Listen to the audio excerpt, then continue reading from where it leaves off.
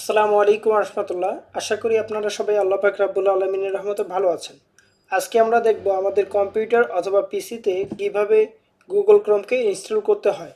সেটার জন্য আমাদের কম্পিউটারে থাকা ডিফল্ট ব্রাউজারটিকে ওপেন করে নিব। আমি আমার এখানে মাইক্রোসফট যে ডিফল্ট ব্রাউজারটি আছে সেটাকে ওপেন করে নিব।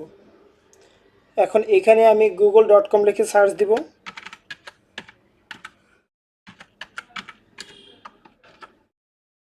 google.com লিখে সার্চ দেওয়ার পরে এখানে গুগল ক্রোম লিখব। এখন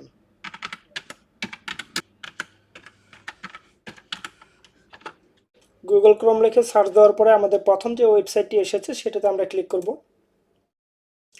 এবার আমরা ডাউনলোড ক্রোম অপশনটিতে ক্লিক করব। এই সফটওয়্যারটি অটোমেটিকলিভাবে ইনস্টল না হয় তাহলে আমরা এখানে ডাউনলোড ক্রোম ম্যানুয়ালি এই অপশনটিতে ক্লিক করব। এবার দেখতে পাচ্ছেন আমাদের গুগল ক্রোম সফটওয়্যারটি এখানে ডাউনলোড হচ্ছে। আমাদের সফটওয়্যারটি ডাউনলোড হওয়ার পরে আমরা এখানে ওপেন ফাইল অপশনটিতে ক্লিক করব। এবার রান অপশনে ক্লিক করব। এবার আমাদের সফটওয়্যারটি এখানে ইনস্টল হচ্ছে।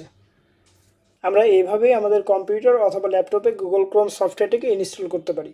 আমাদের ভিডিওটি যদি আপনাদের ভালো লাগে তাহলে সাবস্ক্রাইব করে আমাদের পাশে থাকুন। ধন্যবাদ। আসসালামু আলাইকুম রহমতুল্লাহ।